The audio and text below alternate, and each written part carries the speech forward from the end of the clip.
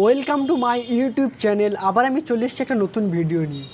এখন দোকানে, বাজারে, রাস্তাঘাটে, গাড়ি ঘোড়া, ট্রেনে, বাসে যেখানেই যাও কিনা সেখানে একটাই শুধু আলোচনা যে 4 তারিখে কী হবে, দিদি আসবে নাকি মোদি আসবে। হ্যাঁ, দিদি আসুক আর মোদি আসুক, তাতে আমার কি আর আপনার কি, যা হবে সেই পলিটিশিয়ানদেরই হবে। আমার আপনার তাতে কিচ্ছু যায় আসে না। দিদি আসুক আর মোদি আসুক, তাতে আমার আপনার কি হবে। গ্যাসের দাম যেমন ছিল তেমনই থাকবে, জিনিসপত্রের দাম যেমনই ছিল তেমনই থাকবে, পেট্রোল ডিজেলের দাম যেমন ছিল তেমনই থাকবে, শিক্ষা ব্যবস্থার মান যেমন ছিল তেমনই থাকবে।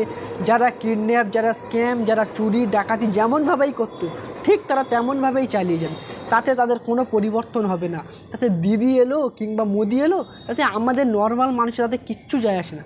বাট আমরা নর্মাল মানুষ সেগুলোকে নিয়েই মাতামাতি করি, সেগুলোকে নিয়েই নিজেদের মধ্যে খুন খারাপি, নিজেদের মধ্যে হিংসা দ্বন্দ্বতে ভরে যায়।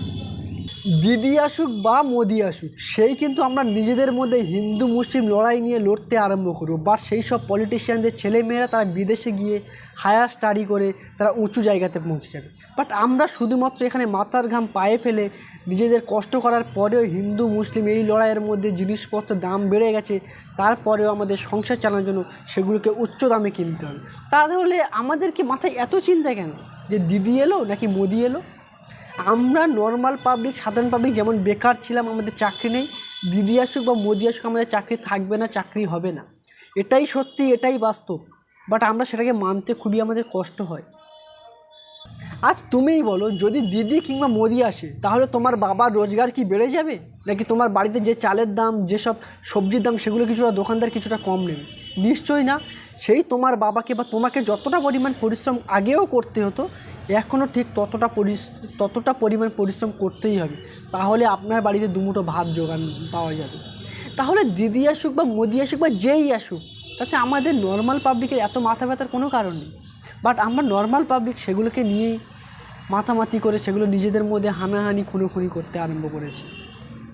এখন তো দেখি এই 4 তারিখের রেজাল্টের জন্য বড় বড় পলিটিশিয়ান, বড় বড় রাজনীতি নেতাদের চেয়ে আমাদের নর্মাল মানুষের ইন্টারেস্ট বেশি যে 4 তারিখে কী হবে। বাট কেন? আমাদের যেমন খেটে খেতে হতো, যেমন কেউ ভ্যান চালিয়ে কিংবা মাটি কেটে কিংবা রাজমিস্ত্রি করে কাজ করতে হতো, আমাদের ঠিক তেমনই করতে হবে। আমাদের কেউ কোনো জিনিসের জন্য সামান্য পরিমাণ ছাড় দেবে না। জিনিসপত্রের দাম যেমন ছিল ঠিক তেমনই থাকবে। আমাদের ছেলে মেয়েদের স্কুলের অবস্থা, শিক্ষা ব্যবস্থার অবস্থা যেমনই খারাপ ছিল, বাট সেই রকম তেমনই থেকে যাবে। সে মোদি আসুক আর দিদিই আসুক, আমাদের সমাজের কোনো রকম পরিবর্তন হবে না। আমরা যতক্ষণ না নিজেরা পরিবর্তন হয়ে রাজনীতিটাকে জাস্ট একটা শুধুমাত্র একটা অপশান হিসেবে ধরে নেব, ততক্ষণ আমাদের লাইফে কোনো দিনও কোনো পরিবর্তনই হবে না। আজ দেখুন না, বাইরের অন্যান্য রাজ্যগুলোতে সেখানেও নর্মাল পাবলিক আমাদের মতো সাধারণ মানুষই রয়েছে, বাট কোন পলিটিক্যাল পার্টি পদে এলো, কোন পলিটিক্যাল পার্টি পদ থেকে চলে গেলো, তাদের এই নিয়ে কোনো সামান্য পরিমাণ ভ্রুক্ষেপ পর্যন্ত নেই। তাদের এতে কিছু যাই আসে না।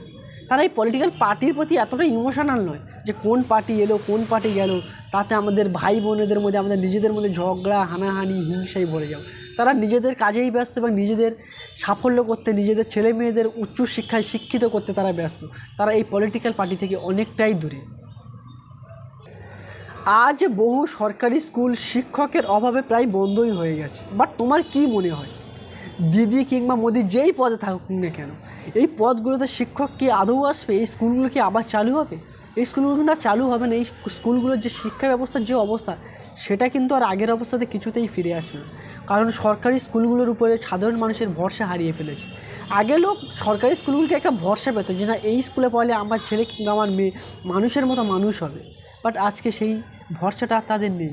তারা সেই সরকারি স্কুলগুলোর প্রতি, সরকারি স্কুলের যে শিক্ষক শিক্ষিকার প্রতি সেই মানসিকতা, সেই ভরসা হারিয়ে ফেলে। ভিডিওটা কেমন লাগলো অবশ্যই কমেন্ট করে জানাবে। আর যদি ভিডিওটা ভালো লেগে থাকে তাহলে অবশ্যই লাইক করে সাবস্ক্রাইব করে আমার পাশে থাকবেন। তো আবার দেখা হবে পরের কোনো ভিডিওতে। আজকের জন্য বাই বাই।